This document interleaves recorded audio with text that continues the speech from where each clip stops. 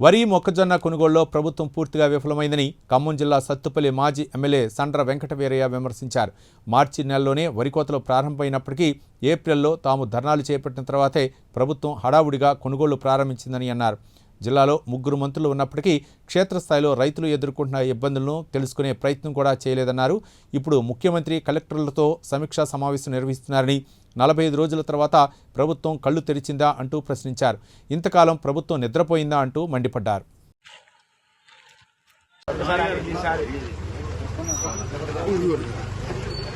20 నిమిషాలు కేవలం 11 గంటలు మాత్రమే ఉంటుంది కరెంటు. ఈ రోజు పామాయిల్ వేసినటువంటి రైతులకు ఇవాళ పామాయిల్ కూడా దర్శించేటువంటి పరిస్థితి లేదు. 24 గంటల కరెంటు. ఈ మొక్కజొన్న రైతుల పట్ల కాంగ్రెస్ ప్రభుత్వ వైఖరి, ఈ మొక్కజొన్న రైతుల పట్ల కాంగ్రెస్ ప్రభుత్వ వైఖరి, ఈ మొక్కజొన్న రైతుల పట్ల కాంగ్రెస్ ప్రభుత్వ వైఖరి, రైతాంగం పట్ల కాంగ్రెస్ ప్రభుత్వ వైఖరి. కొనుగోలు చేయాలి రైతు పండించిన ప్రతి గింజను, కొనుగోలు చేయాలి రైతు పండించిన ప్రతి గింజను, కొనుగోలు చేయాలి రైతు పండించిన ప్రతి గింజను. రైతుల పట్ల కాంగ్రెస్ ప్రభుత్వ వైఖరి, రైతుల పట్ల కాంగ్రెస్ ప్రభుత్వ వైఖరి రచించాలి. రైతుల పట్ల కాంగ్రెస్ ప్రభుత్వ వైఖరి.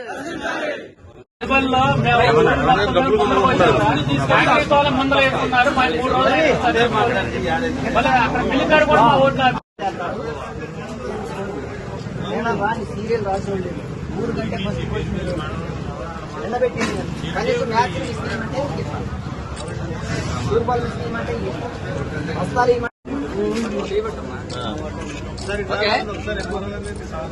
వరి కోతలు మొదలైనవి. ఏప్రిల్ 6వ తారీఖున మన ఖమ్మంలో 5వ తారీఖున మేము ధర్నా చేస్తే 6వ తారీఖున పొద్దున్నే హడావుడిగా అన్ని సెంటర్స్లో ఒక బ్యానర్ అయితే పెట్టారు. ఇవాళ మే 12వ తారీఖు వచ్చింది, 13.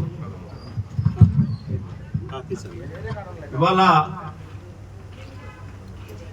కొన్ని గ్రామాల్లో ధాన్యం కొనుగోలులో పూర్తిగా నిర్లక్ష్యం వహించడం జరుగుతుంది. జిల్లాలో 3 మంత్రులున్నా ఏనాడు కూడా సమీక్ష చేయకపోవటం, కొనుగోలు కేంద్రాలకు ఒక్కదాన్ని కూడా సందర్శించకపోవటం, క్షేత్రస్థాయిలో రైతులు పడుతున్న ఇబ్బందుల్ని ఏమాత్రం కూడా వాళ్ళు చెవికెక్కించుకోలేదు. రాష్ట్ర వ్యాప్తంగా రైతులు చేస్తున్న ఆందోళనకు తల ఉంచి నిన్న ముఖ్యమంత్రి గారు కలెక్టర్లతో వీడియో కాన్ఫరెన్స్ పెట్టి అవసరమైతే కలెక్టర్లు మేము సస్పెండ్ చేస్తాం, మీరు సక్రమంగా వ్యవహరించకపోతని చెప్పి నిన్న హెచ్చరిక చేయడం జరిగింది. ఏప్రిల్ 6 ఎక్కడ, మే 13 ఎక్కడ? మరి ఇన్ని రోజులు ఈ ప్రభుత్వం ఉందా, నిద్రపోతుందా? ఈ రాష్ట్రంలో ప్రభుత్వం లేదా అని చెప్పి నేను అడుగుతున్నా. కేసీఆర్ గారు ముఖ్యమంత్రిగా ఉన్నప్పుడు మనకు కరోనా వచ్చింది. కరోనా టైంలో కూడా మనిషి కూడా రోడ్డు మీద తిరిగి బతకడని ఒక సందర్భంలో రైతాంగం ధాన్యం కళ్ళాల్లోకి వచ్చింది. మరి కరోనా సమయంలో కూడా ఇంత ఇబ్బంది రైతులు పడలే. బస్తాలకు కానీ, కాటాలకు కానీ, లారీలకు కానీ, మిల్లులకు కానీ. ఇవాళ అట్లాంటి పరిస్థితి లేదు. కానీ ప్రధానంగా ఇవాళ మరి 45 రోజులుగా వస్తున్న కోతలు మొదలై కోతలు పూర్తిగా వచ్చినాయి. 70% ఇప్పటికే రైతాంగం ప్రైవేట్ మిల్లులకి పంపించడం జరిగింది.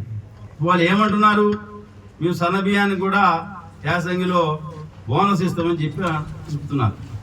మరి నేను అడుగుతున్నా, ఇవాళ 70% ప్రైవేట్ మిల్లులకే ఈ ప్రభుత్వం యొక్క కొనుగోలు కేంద్రాల సంబంధం లేకుండా అమ్మిన రైతుల్ని మీరు ఏ రకంగా గుర్తిస్తారని చెప్పి నేను అడుగుతున్నా. అంటే ఈ ప్రభుత్వం ఎంత అసమర్థంగా ఉందో రైతాంగ సమస్యలను బట్టి దీన్ని బట్టి అర్థం చేసుకోవచ్చు. యూరియా దొరక్క మనకి ఇబ్బంది జరిగింది. రైతు యొక్క బీమా సక్రమంగా అమలు కావట్లేదు. రైతుకి సంబంధించి ఎకరానికి మేము కేసీఆర్ ఇచ్చేదానికంటే రెట్టింపేస్తాం డబ్బులు అని చెప్పి రైతు భరోసా మీద వాళ్ళు హామీ ఇచ్చి 2 సీజన్లు ఎగ్గొట్టారు. ఇప్పటికీ ఎకరానికి 2 ఎకరాలకు వేసింది. అది కూడా 2 నెలలు బట్టి ఎకరమే. ఇప్పటికీ కోతలు అయిపోయినాక ఇప్పుడు మరి రేపు జూన్లో వర్షాకాలం నాట్లు మొదలైతాయి. అంటే ఈ సీజన్ ఎగ్గొట్టింది, పోయిన సీజన్ కూడా ఎగ్గొట్టింది. అంటే ఏ రకంగా ఈ ప్రభుత్వం రైతాంగం యొక్క సమస్యల మీద నిర్లక్ష్యం వహిస్తుందో దీన్ని బట్టి మనం అర్థం చేసుకోవచ్చు. ఇక రెండో పక్కన ఇవాళ మిల్లర్స్ ఏ రకంగా ఇబ్బంది పెడుతున్నారో మనం అర్థం చేసుకోవాలి. అంటే ఇవాళ మిల్లర్స్కి సంబంధించి ఒక సమీక్ష పెట్టకపోవటం, వాళ్ళ సమస్యలను కూడా వినకపోవటం, వాళ్ళు ఎందుకు ఇబ్బంది పడుతున్నారో కూడా మరి ఏమాత్రం కూడా పట్టించుకోకపోవటం వల్ల ఇవాళ 12 కేజీలు కింటాకి తరుగు తీయాల్సిన పరిస్థితి వచ్చింది. సరే, రైతు ఏదో ఒక రకంగా బాధపడి మేము తగ్గించుకుందామంటే దానికి కూడా దిక్కు లేదు. ఇవాళ రాజకీయ జోక్యం పెరిగిపోయింది మన సత్తుపల్లి నియోజకవర్గంలో. బస్తాలు ఇవ్వాలంటే పార్టీ చూడటం, కాటాలు వేయాలంటే పార్టీ చూడటం, లాస్ట్కి మిల్లు యజమాని బతిలాడితే ఆ మిల్లులకు ఫోన్ చేసి బెదిరించడం. సత్తుపల్లి నియోజకవర్గంలో ఈ రకమైన పరిస్థితి ఎప్పుడు లేదు. రైతు కేంద్రంగా పనిచేయాలి తప్ప రాజకీయాల కేంద్రంగా ఈరోజు ధాన్యం కొనుగోలు నడుస్తున్నాయి. బస్తాలు కాంగ్రెస్ పార్టీ నాయకుల ఇళ్లలో ఉంటున్నాయి, ట్రక్ సీట్లు కాంగ్రెస్ పార్టీ నాయకుల ఇళ్లలో ఉంటున్నాయి. ఇవాళ ఏరుగడ్డలో మన 2 లారీలు లోడ్ అయిపోయిన తర్వాత మిల్లు బతిలాడుకొని పక్క గ్రామాలు మాట్లాడితే ఆ మండలపాడు గ్రామాన్ని ఫోన్ చేసి బెదిరించి ఆ బస్తాలు అక్కడ దించిచ్చారు. కొత్త కారాయగూడెంలో అక్కడ ఉన్న గ్రామ దీపిక ఆ స్థాయిలో నేను మాట్లాడకూడదు, కానీ వాళ్ళు మార్చమని చెప్పి కలెక్టర్ గారికి ఇచ్చిన దిక్కుముక్కు లేదు. లంకాసాగర్లో అక్కడున్న ఇన్ఛార్జిని మార్చమని చెప్పినా మార్చే పరిస్థితి లేదు. వాళ్ళు కాంగ్రెస్ పార్టీ నాయకులకు ఏజెంట్లుగా మారిపోయి ఇవాళ ఈ కొనుగోలు కేంద్రాలను కూడా అధికారం చేయాల్సిన ఈ కొనుగోలని కాంగ్రెస్ పార్టీ నాయకుల పర్యవేక్షణలోకి ఈ యొక్క వ్యవస్థను తీసుకుని వెళ్ళారు. మరి ఇది మంచిదా ప్రజాస్వామ్యానికి? దయచేసి ప్రజలు ఆలోచించాలా. కేసీఆర్ గారు ఉన్నప్పుడు రాజకీయం చూసినామా? రైతు బంధు వస్తే రైతు అయితే దానికి సంబంధించిన ఎవరు రైతు అయితే వాళ్ళకి ఇచ్చారు.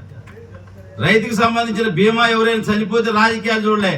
మా ప్రమేయం లేకుండా రాజకీయ నాయకుల ప్రమేయం వారం రోజుల్లోనే 5 లక్షల ఇన్సూరెన్స్ వాళ్ళ అకౌంట్లో పడ్డది. కళ్యాణ లక్ష్మి వస్తే రాజకీయం చూడలే. అదేవిధంగా సీఎం రిలీఫ్ ఫండ్స్ వస్తే మేము రాజకీయం చూడలే. వాళ్ళు ఎవరైనా నిరుపేద మాకు ఇస్తే ఊర్లో వాళ్ళని కూడా నచ్చజెప్పి మీరు దానికి మీరు అడ్డుపెట్టబాకండి, మన వాళ్ళకి మనం నిరుపేద కాబట్టి చూడాలని చెప్పి మేము సీఎం రిలీఫ్ ఫండ్స్ ఇచ్చినాం.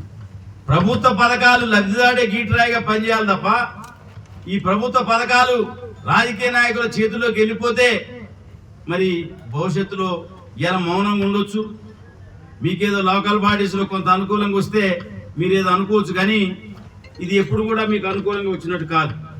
దయచేసి అధికార యంత్రాంగాన్ని కూడా విజ్ఞప్తి చేస్తున్నాం. గతంలో సత్తుపల్లి నియోజకవర్గంలో ఈ యొక్క సంస్కృతి లేదు. మీరు కూడా దానికి అలవాటు పడి వాళ్ళ యొక్క ఒత్తిడికి లొంగి కోఆపరేటివ్ ఫీల్డ్ సెక్రటరీ బస్తాలు వాళ్ళు చెప్పినట్టు గీయటం, ఐకేపీ సెంటర్లో వాళ్ళకి చెప్పినట్టు ఇవ్వటం, డిసిసిబి సెంటర్లో వాళ్ళకి చెప్పినట్టు ఇవ్వటం, డిసిఎం సెంటర్లో వాళ్ళు చెప్పినట్టు గిని బస్తాలు కాంగ్రెస్ నాయకులు ఇంటికి పోయి తీసుకుని రావాలట. ఇది సత్తుపల్లి నియోజకవర్గంలో అనేక గ్రామాల్లో నడుస్తుంది. ఈ బాధపడలేకనే 70% మంది రైతులు పచ్చోట్లు అమ్ముకురు కళాల్లో. ఇవాళ సత్తుపల్లి మండలంలో 99% 2 ఊర్లు తప్ప మొత్తం కూడా మరి రైతులు బయట మిల్లులకే, అది ఆంధ్రాకి పెద్దాపురం కానీ లేకపోతే ఇంకా వేరే ఇంకా 2-3 ప్రాంతాలు ఉన్నాయి, మండపేట ఇట్లాంటి ప్రాంతాల్లో రైస్ మిల్లులకు అమ్ముకున్నారు. ఇవాళ ముఖ్యమంత్రి గారు 45 రోజుల తర్వాత ఇప్పుడు కళ్ళు తెరవటం ఏంటి? మీరు ఎందుకని ముందు సమీక్షించలే?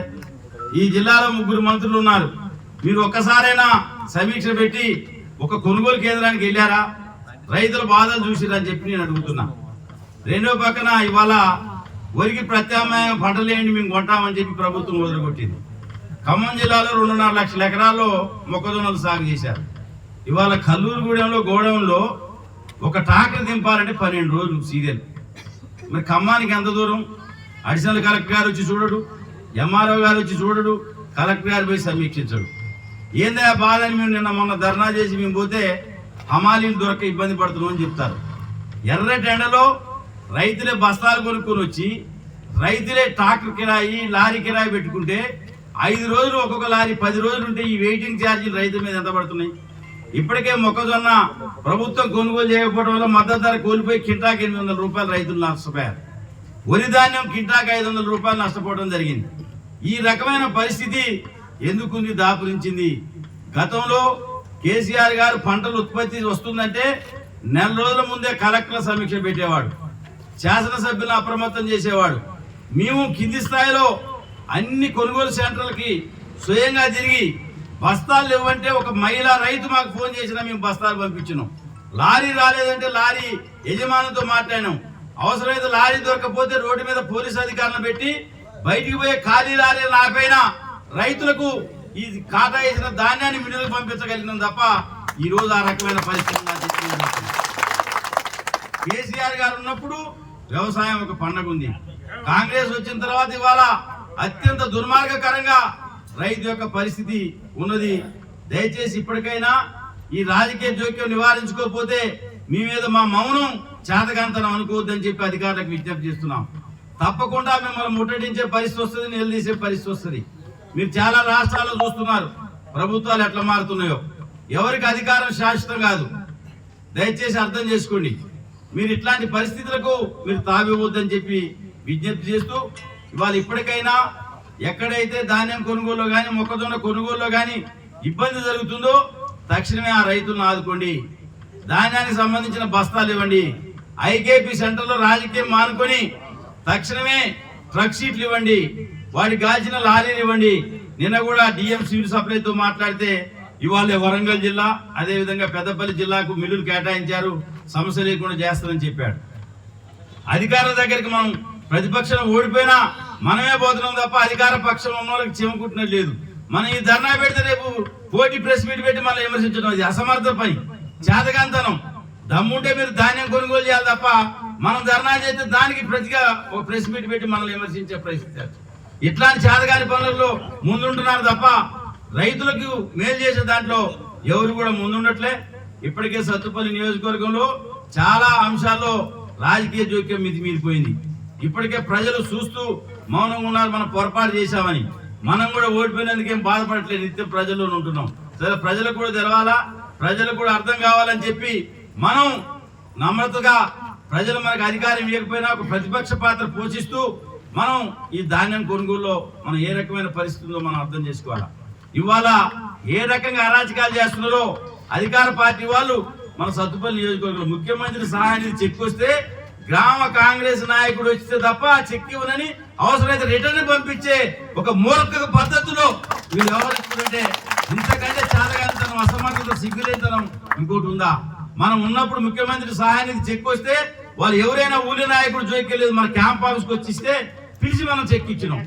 కళ్యాణ లక్ష్మి వస్తే పిలిచి మనం కళ్యాణ లక్ష్మి చెక్ ఇవ్వడమే కాకుండా ఒక చీర కూడా పెట్టి మనం గౌరవించినాం. అదేవిధంగా రైతు బంధు గాని రైతు బీమా గాని ఏ పథకం వచ్చినా కూడా మనం ఏ రకంగా రైతాంగాన్ని దృష్టిలో పెట్టుకుని పనిచేయడం జరిగిందో దయచేసి రైతు సోదరులు అర్థం చేసుకోవాలా.